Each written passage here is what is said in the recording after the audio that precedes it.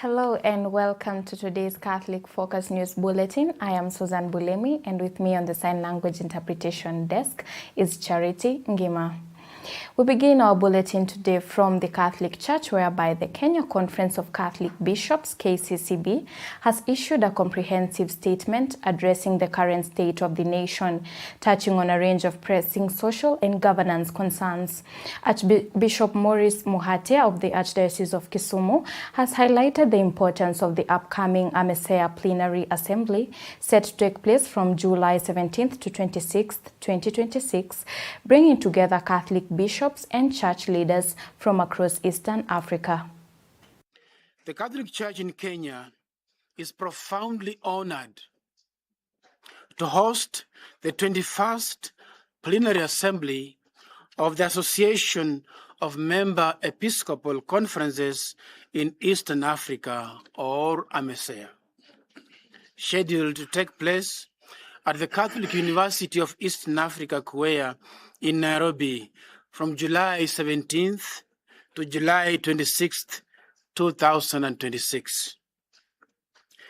Under the theme, AMESEA's Synodal Journey with Young People, Building Bridges of Communion, Hope, Justice, and Good Governance. This historic 8-day gathering will convene over 130 Catholic bishops, together with other clergy, religious men and women, and lay delegates from 9 member countries.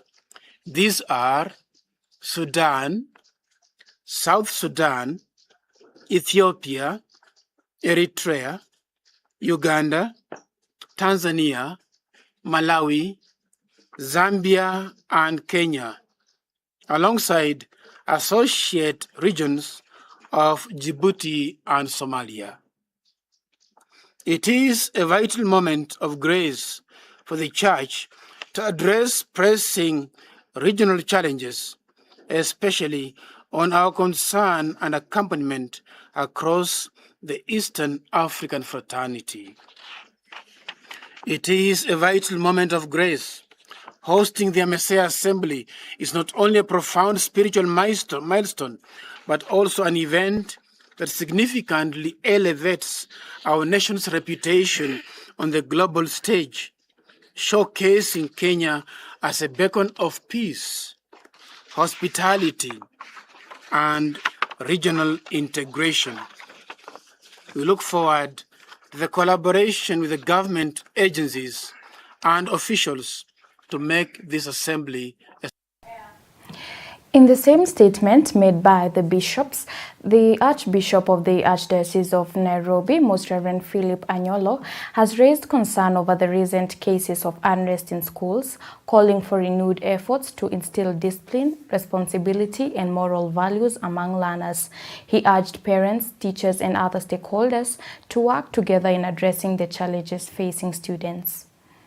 Upholding integral human formation in our schools. Train up a child in the way he should go.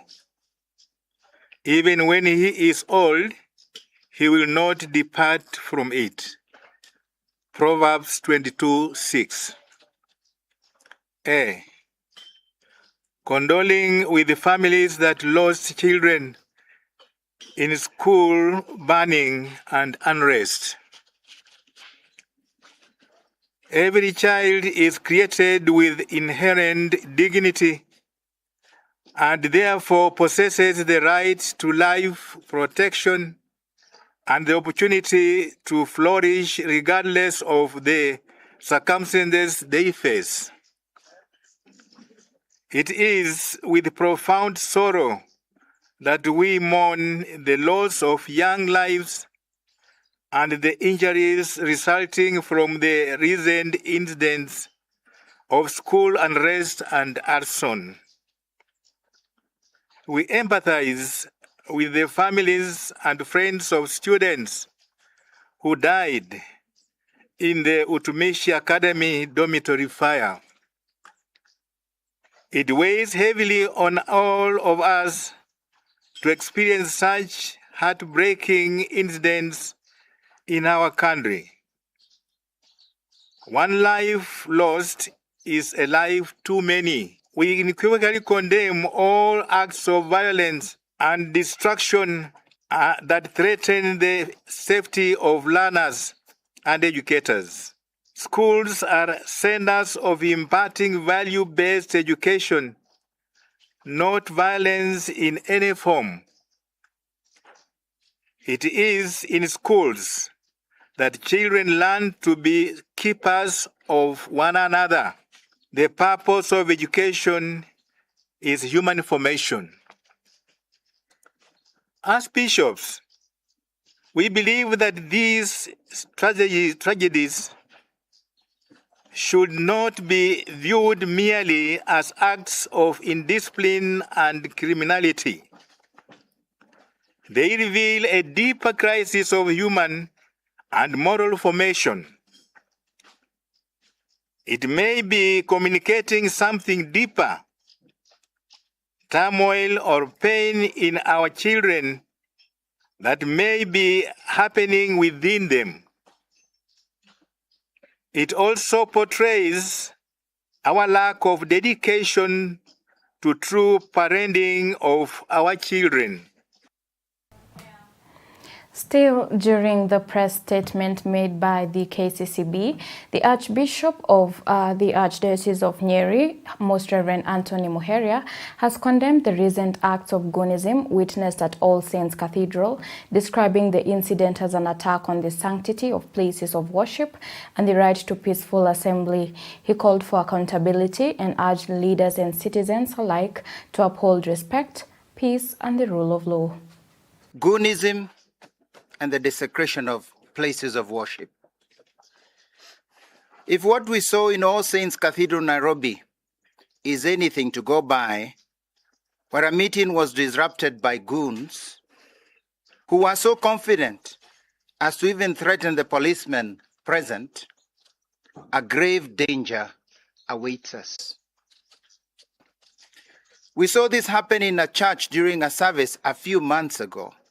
And so we are again condemning and restating that such violent actions within the sanctuary of a church is a blatant desecration of a sacred place of worship and a severe violation of the constitutional rights to freedom of assembly, association, and access to information.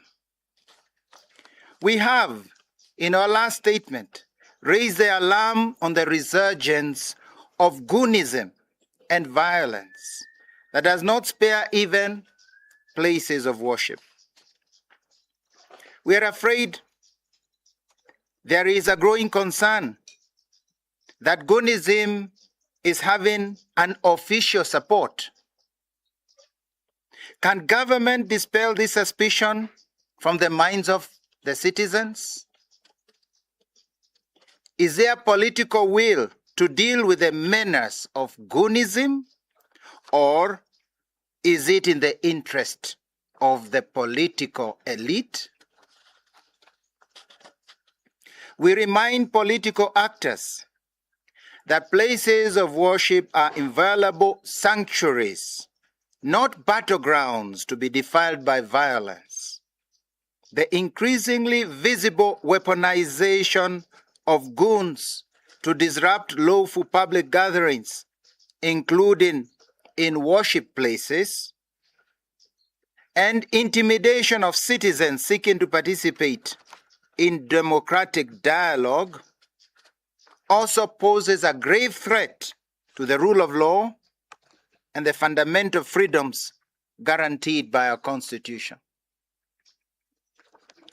We demand that the Inspector General of Police conduct a swift, transparent investigation to unmask, arrest, and prosecute the individuals who execute these attacks and their sponsors. We urge all Kenyans, including our young people, to continue behaving responsibly with respect for the dignity of human life and property. And away from that, but still focusing on the current state of education in our schools, the Bishop of the Catholic Diocese of Kitale, Right Reverend Henry Juma Odonya, has called on parents to take responsibility in guiding and nurturing their children during the current short second-term school holiday, urging them to provide proper care and supervision. Let's get that report from Larry Gonzaga. Speaking at Mary Immaculate Primary School in Kitale Town, Bishop Henry Juma Odonya said the holiday period is an important time for parents to spend more time with their children in order to instill good values and guide them on the right path in life. Watoto na kuwaonyesha mwenendo bora, tabia mzuri. Kwa sababu kama shule walimu wanang'ang'ana sana pia. Watoto wanapokuwa hapa wanawaelimisha, wanawaadilisha na kuwaelekeza. Pia tunatarajia pia wanaporudi nyumbani nyinyi mnaendelea na hiyo kazi, si ndio? Sisi sote tunashikana mkono ili tulee watoto wetu vizuri kama jamii, ili watoto wetu waweze kuwa na msingi katika masuala ya imani na pia masuala ya elimu. The bishop further urged parents to remain close to their children so as to understand the challenges they face and help them make informed decisions that contribute to their academic and social development. Mzazi, kuwa karibu na mtoto wako. Kuwa karibu na mtoto wako. Usiseme sasa mtoto anakuja midterm, sasa ni kama mzigo umerudi wapi?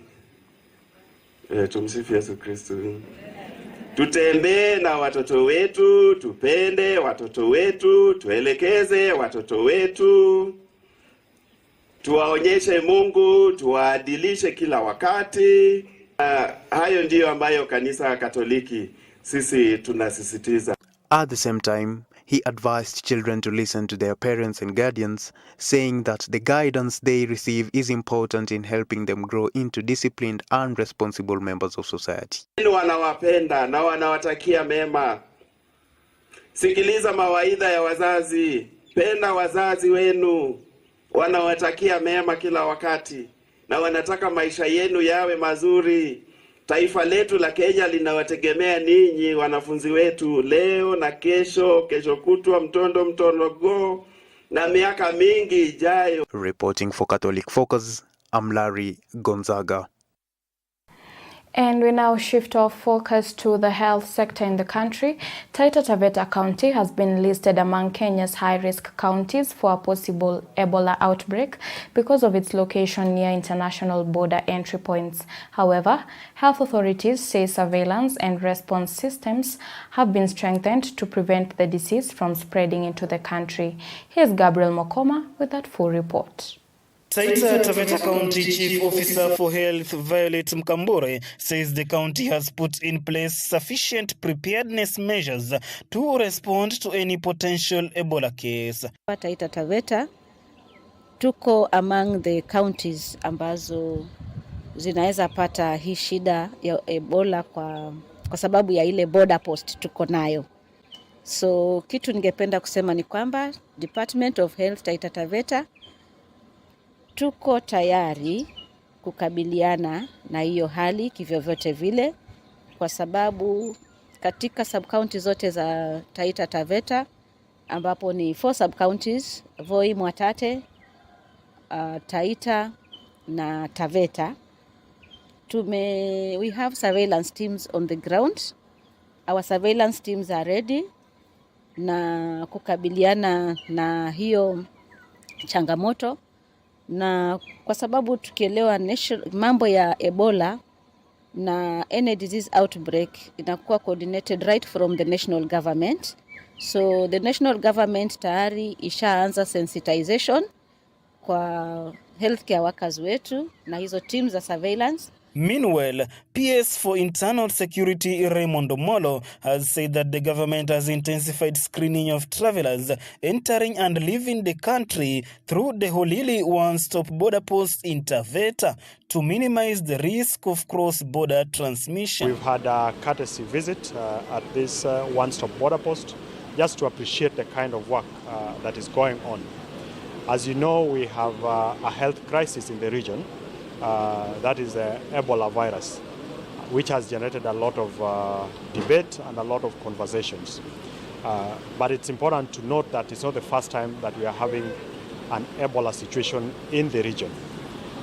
What we have done as a nation, working with all our officers at our points of entry and exit, is to ensure that there is adequate preparedness to be able to handle and deal with any case as and when it arises. And what is here at this border post, of course, there is an isolation room, but working together with the Ministry of Health, we have isolation facilities, including in Taita Taveta County, where if we were to have any case, then it will be dealt with in that particular manner. Nationally, the CS for Health has spoken to the level of preparedness and arrangements that exist. According to the latest reports, the Democratic Republic of Congo has recorded 1,003 Ebola cases and 254 deaths, while Uganda has reported 20 cases and 2 fatalities. Gabriel Mokoma, Taita Taveta. Away from that, Busia Senator Okiya Omtata says he will head to court to challenge the 4.8 trillion Kenyan shillings national budget, arguing it is unfriendly to taxpayers and could fuel corruption. He has raised concerns over what he terms as inflated allocations to key government offices. Stella Modhoni brings us the full details. Busia Senator Okiya Omtata argues that the budget is not in the best interest of ordinary taxpayers and could worsen the burden on citizens while creating loopholes for corruption among senior government officials. Naenda kuchukua hatua hii wiki inayokuja kwenda mahakamani kuweka hoja ya kusema kwamba hii bajeti vile imekaa isione mwangaza. Tuiue na hii finance bill ambayo wamepitisha juzi ya kutuongezea matumizi, kutuongezea ushuru, pia ikunywe maji. Na wapunguzie Wakenya wa ushuru na kila pesa ya Kenya julikane. Speaking in Busia town, the senator faulted what he termed as excessive allocations to various government offices without clear justification. Bajeti ya mwaka wa 26 hadi 27 wa mwaka wa huduma za serikali una kasumba. Kuna pesa zimewekwa pale kuibiwa. Na ile pesa ambayo nimemaliza kukagua imesema kwamba kuna vitu wamesema kwamba atumatumishi ingine, matumishi ambayo haijatajwa. Atumatumishi ingine tutaipea shilingi bilioni 100. Mimi nauliza, sheria inasema kila tumishi la serikali litajwe na lipewe gharama yake. Na hizi pesa ambazo zimetengwa kutumika kwa njia ambayo haieleweki, tunataka kukabiliana naye kwa njia ifaayo. He specifically cited high operational expenditures allocated to State House, the National Treasury and the Ministry of Interior, saying the figures require greater scrutiny. I've given an example of 3 departments which are critical for us to understand in terms of money. The first one is State House, the second one is Interior, and the third is the National Treasury itself. So you find aggregate allocation of classified operating expenses for State House.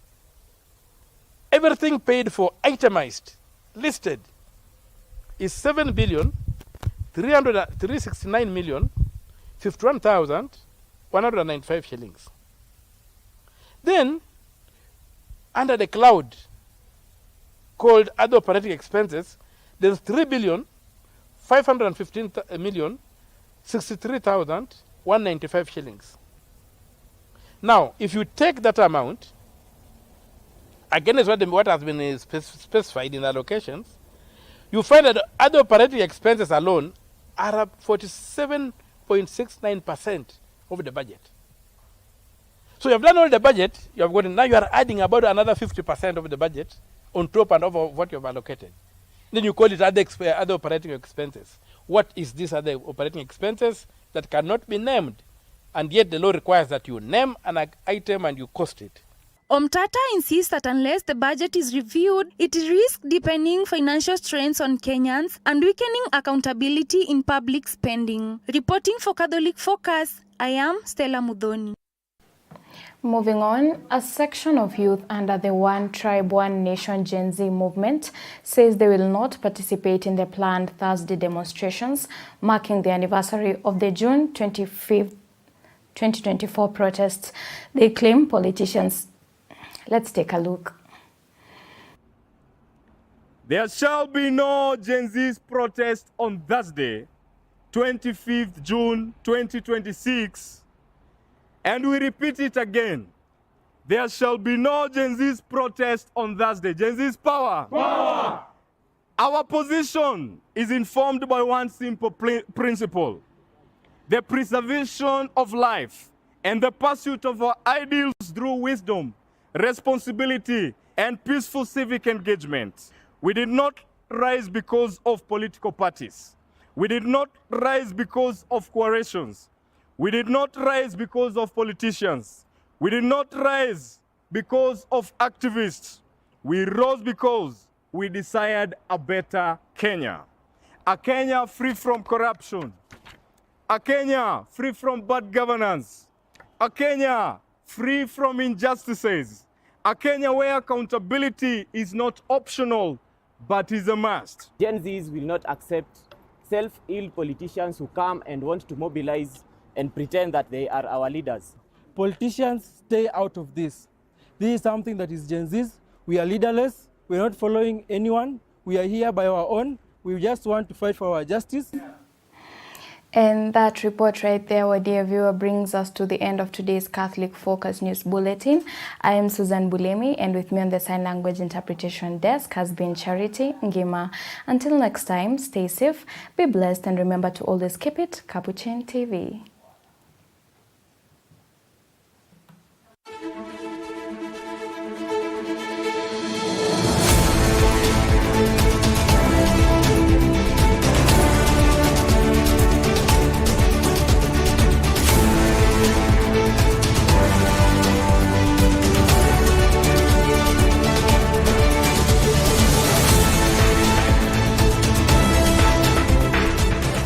Keep watching Capuchin TV, your staunchly Catholic identity channel.